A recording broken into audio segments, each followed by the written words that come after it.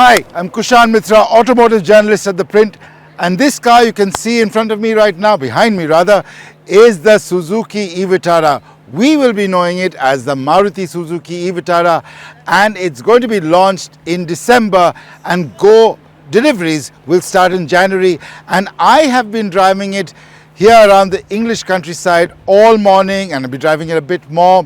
But let me tell you the headline numbers about this car. We have been driving the two-wheel drive version of this car, the Ultra, with the 61 kilowatt-hour battery pack. What do we know? It has a certified WLTP range of 426 kilometers. You will get it in 5 colors and 5 double-tone color options as well. But what I like about this car is its design. Suzuki engineers have obviously spent a lot of time on their first electric car, and it's got a very nice chunky look to it. It looks and feels like an SUV should feel. It also drives very well. I'll be telling you more about the driving experience and the interiors going on. But a 61 kilowatt-hour battery, that means a charging time of about 5.5 hours if you have a 3-phase 11 kilowatt charger, and it charges from 10% to 80% using a 120 kilowatt DC fast charger in about 30 minutes. So pretty good car. Let me tell you a bit more about how it drives and the interiors further on in this video. So firstly, don't mind the GoPro attached to the windscreen, but let me talk a little bit about the front seat and the front cabin of the car.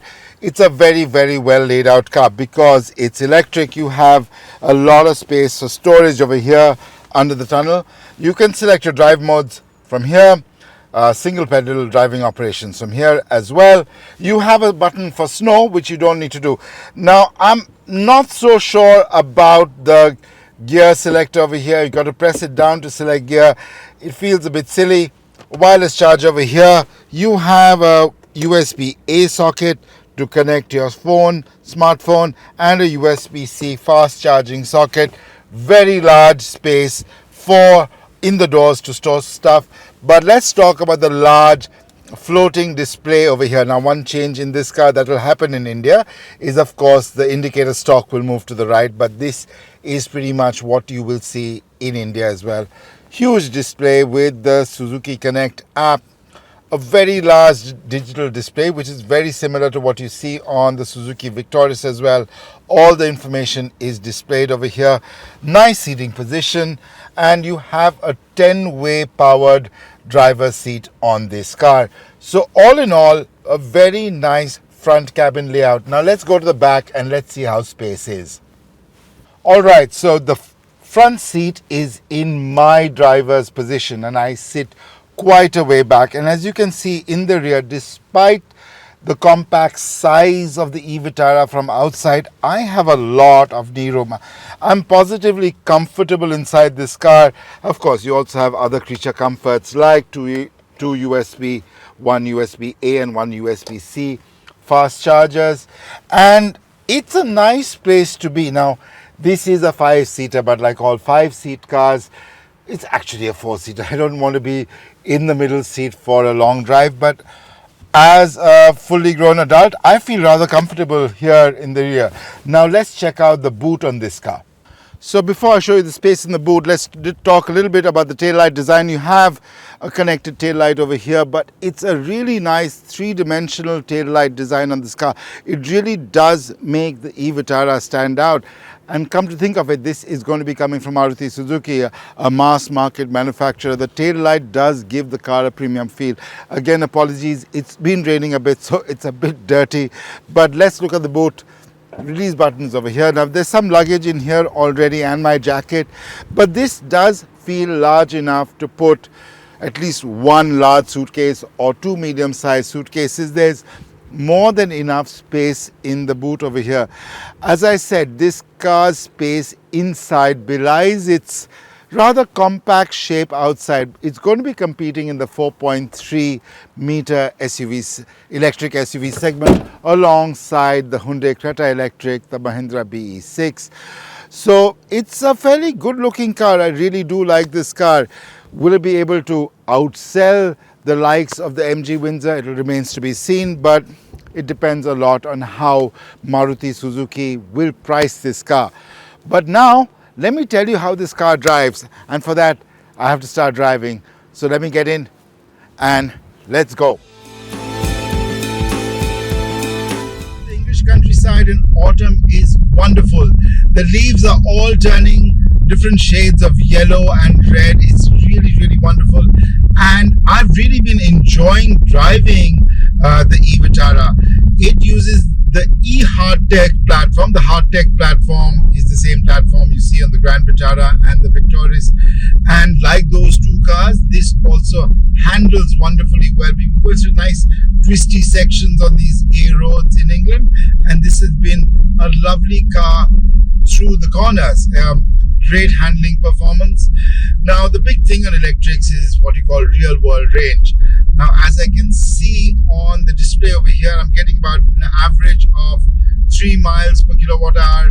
That will work out to about 180 miles. Now keep in mind this is a test drive vehicle, and of course I expect other journalists have also been having a bit of fun with this car. So I would assume a real world range of about, say, around 200 220 miles. And if you do the math over there, that will work out to anywhere from about 325 to 375 kilometers. May not be as large as the WLTP range of 426 kilometers, even though ARAI range would probably be higher on this car. So the handling on this car is excellent, like you expect from any modern car from Maruti Suzuki.